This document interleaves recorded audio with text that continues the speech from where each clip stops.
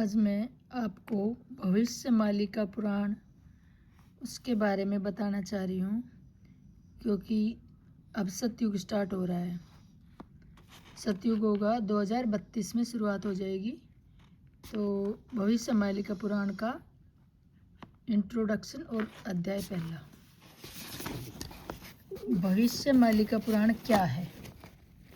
जब जब भगवान खुद की इच्छा से धर्म स्थापना के लिए धरा अवतरण करते हैं, तब तब उनके आने से पूर्व ही उनके जन्म स्थान, उनकी दिव्य लीलाओं का वर्णन, उनके भक्तों का वर्णन, उस समय की धर्म की स्थिति तथा भगवान किस प्रकार धर्म संस्थापना करेंगे, यदि युग संध्या से लेकर धर्म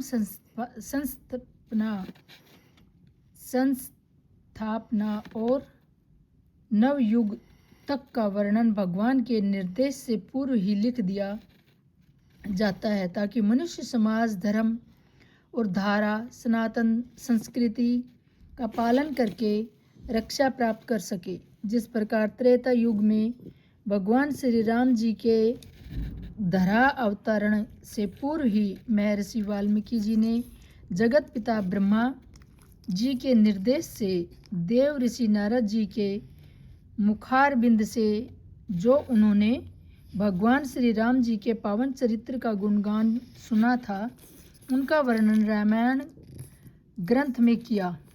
द्वापर युग में भगवान श्री कृष्ण जी के धरा अवतरण से पूर्व युग संध्या, धर्म की स्थापना और धर्म संस्थापना के विषय में महर्षि वेदव्यास जी ने भगवान श्री गणेश जी के सहयोग से हिमालय में तपस्या करते हुए महाभारत ग्रंथ की रचना की थी। ठीक उसी प्रकार कलियुग में दूसरी बार जब भगवान ने नाम संकीर्तन की महिमा, अहिंसा, प्रेम और भक्ति को संपूर्ण विश्व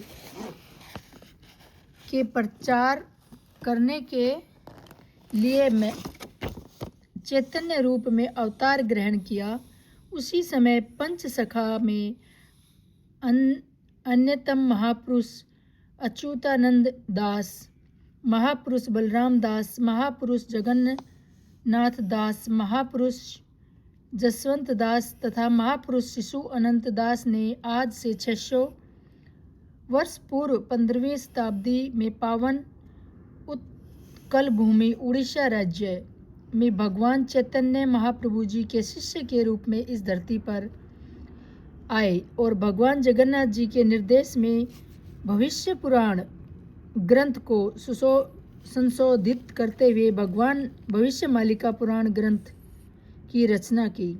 इस क्रम में उन्होंने 5,000 ग्रंथों के समूह की रचना ताड़ के पत्तों में की, जिसको उड़िया भाषा में लिखा गया। इस ग्रंथ में पंच सखाओं ने कली युग के अंत में धर्म की स्थिति, भगवान श्री कल्कि जी की धरा अवतरण, धर्म संस्थापना, मनुष्य समाज का उद्धार और अनंत युग तक की भगवान की लीलाओं का वर्णन विस्तार पूर्वक किया। भविष्य मालिका में लिखी हुई प्रत्येक बात पत्थर की गाढ़ है और हमेशा सच साबित हुई है। जैसे कि भारत में मुगलों का अत्याचार, अंग्रेजों की गुलामी, स्वतंत्रता संग्राम की घटनाएं और स्वतंत्रता संग्राम सेनानियों का वर्णन, भारत देश का टूटकर आज़ाद होना, पाकिस्तान, बांग्लादेश, श्रीलंका, बर्मा देश का निर्माण, प्रथम विश्व युद्ध, द्वितीय विश्व युद्ध, अज्ञात रोग, महामारी आना आदि आदि ये सब घटनाएं घटित हो चुकी है। और इस ग्रंथ में मुख्य रूप से भगवान श्री कल्कि जी के धरा अवतरण, भक्तों का एकत्रीकरण, सुधर्मा महासंघ और 16 मंडल का गठन, खंड प्रलय, अग्नि प्रलय, जल प्रलय, भूकंप, रोग, महामारी एवं परमाणुिक तृतीय विश्व युद्ध से लेकर अनंत युग अद्य सतयुग के आगमन तक का संपूर्ण वर्णन किया गया है। भविष्य मालिका पुराण के अनुसार सन 2032 से पूर्व संपूर्ण विश्व में सभी धर्म और पंथों का पुनर्गठन होकर सारे विश्व में केवल सत्य सनातन धर्म प्रतिष्ठित होगा। यह ग्रंथ आने वाले महाविनाश से रक्षा पाने के लिए संपूर्ण विश्व में एकमात्र चेतनवाणी और एकमात्र संजीवनी है। पंडित श्री काशी नाथ मिश्र जी के 40 वर्षों से अधिक मालिका के अध्ययन एवं अनुमोदन से आज विश्व में पहली बार भविष्य मालिका पुराण ग्रंथ प्रथम खंड को हिंदी सहित समग्र विश्व में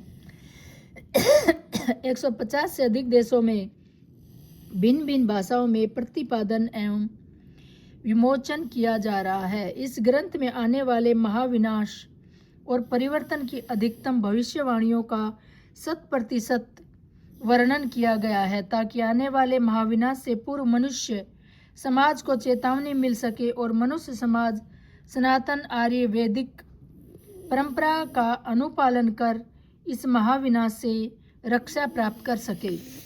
अब पहला अध्याय है कलयुग के अंत काल में भविष्य मालिका की आवश्यकता। अब पहला अध्याय है कलयुग का अंत हो चुका है। क्षारीय धारा एवं मनुस्मृति के आधार पर 4 युगों का ही समय देखने को मिलता है। उन युगों के नाम है पहला सतयुग, दूसरा त्रेता युग, तीसरा द्वापर युग और चौथा कलयुग। इन 4 युगों के बाद एक गुप्त युग भी आता है जिनको अनंत युग या आद्य सतयुग कहते हैं, और यह प्रमाणित भी है कि इसका प्रमाण मुख्य 5 शाखाओं द्वारा लिखे गए भविष्य मालिका ग्रंथों में उपलब्ध है, जिसे आज भी लोग नहीं जानते। परंतु इन गूढ़ तत्वों की जानकारी संपूर्ण विश्व के मानव समाज के उद्धार के लिए बहुत आवश्यक है। शास्त्रों के अनुसार कलयुग का अंत हो चुका है, लेकिन उनका प्रभाव सारे विश्व में अभी भी पूरी तरह फैला हुआ है। इस समय कलयुग का अंतिम अवस्था चल रही है, इसीलिए पूरे विश्व में मानव समाज को कली ने संपूर्ण रूप से ग्रस्त कर रखा है। आज यह देखने को मिलता है कि भाई भाई, पति पत्नी, परिवार परिवार, गांव गांव के बीच, राज्य राज्य और देश देश के बीच कली ने अपना प्रभाव फैला रखा है। समग्र विश्व आज जरा ग्रस्त है। रोग और महामारी ने पूर्ण विश्व को अपनी चपेट में ले रखा है। आज दवाओं के सेवन के बगैर मनुष्य समाज का बचना मुश्किल हो गया है। अगले 8 साल के अंदर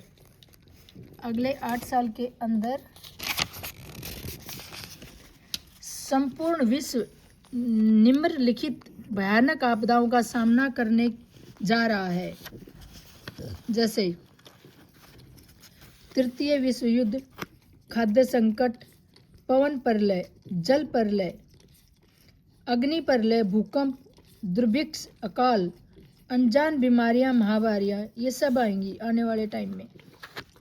सन 2025 में जब मीन राशि में शनि का चलन होगा, तब वे सभी आपदाएं अपना तीव्र तेज रूप धारण कर लेंगी। यही नहीं, आने वाले समय में सभी वैज्ञानिक यंत्र, कंप्यूटर, सैटेलाइट, मानव निर्मित उपग्रह आदि काम करना बंद कर देंगे। वर्तमान समय में भी सभी के मन में यह सवाल है कि मानव समाज की रक्षा कैसे होगी और मनुष्य का भविष्य क्या होगा। इन प्रश्नों के उत्तर जिन ग्रंथों में वर्णित है, उन अमूल्य ग्रंथों की माला मलिकाए का नाम है भविष्य मालिका। यह कई ग्रंथों की मालिका है जिन्हें आज से 600 वर्ष पूर्व ओडिशा में जन्मे 5 शाखाओं के द्वारा ओडिशा भाषा में लिखा गया था। इसलिए आज तक ये गुप्त ग्रंथ लोगों के सामने प्रकाश में नहीं आ पाए।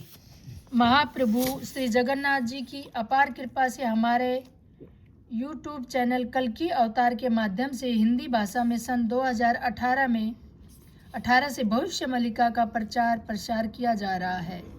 वर्तमान समय में मानव समाज के कल्याण के लिए भगवान के निर्देश पर भविष्य मालिका का अनुवाद अंग्रेजी, हिंदी, गुजराती तथा भारत की अन्य भाषाओं के साथ ही विश्व की प्रमुख भाषाओं में भी किया जा रहा है। इन ग्रंथों में वर्णित नीतियों और नियमों को जो लोग पालन करेंगे वही कलयुग में से सतयुग में प्रवेश करने में समर्थ होंगे। तभी मानव समाज के कल्याण का वह उद्देश्य भी सफल होगा जिसके लिए पंचस्कंदों द्वारा महाप्रभु के निर्देश का पालन करते हुए भविष्य मलिका की रचना की गई। केवल इस ग्रंथमाला के माध्यम से ही विश्व में सनातन धर्म का प्रचार प्रसार और भक्तों का एकीकरण होगा तथा अनंत सारे विश्व में एक सनातन धर्म ही रहेगा।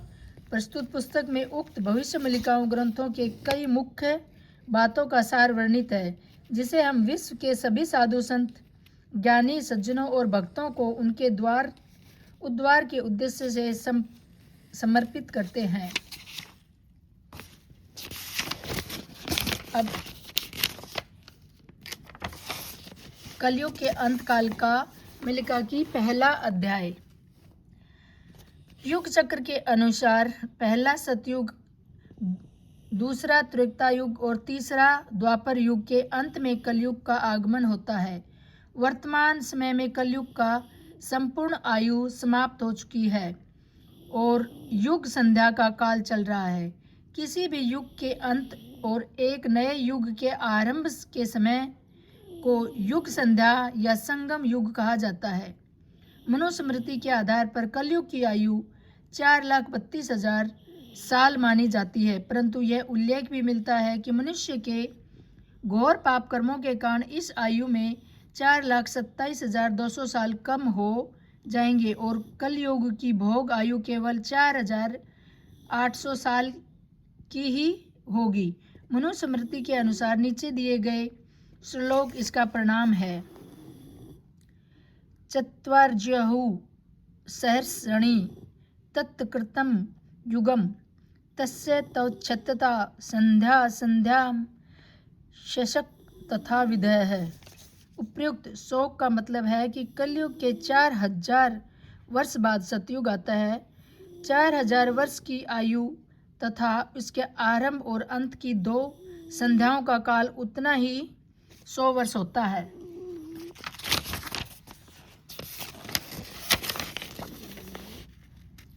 वर्तमान अर्थात कलयुग की आयु 4,000 साल, आरंभ और अंत में 2 संध्या 400 साल और 400 साल मतलब 800 हो गए, यानी कुल मिलाकर कलयुग का भोग आयु 4800 साल ही होगी।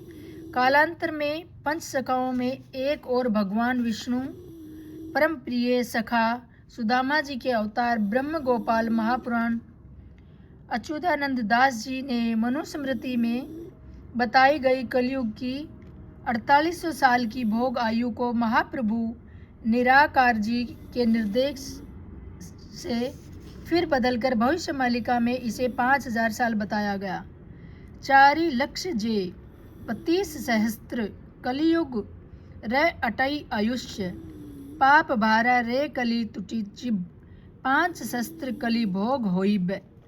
ऊपर लिखी गई पंक्तियों में अच्युतानंद दास महाराज जी कहते हैं कि कलयुग की आयु 4,32,000 साल है, लेकिन मनुष्य को पाप कर्मों की वजह से इनकी आयु कम होकर मात्र 5,000 साल ही रह जाएगी।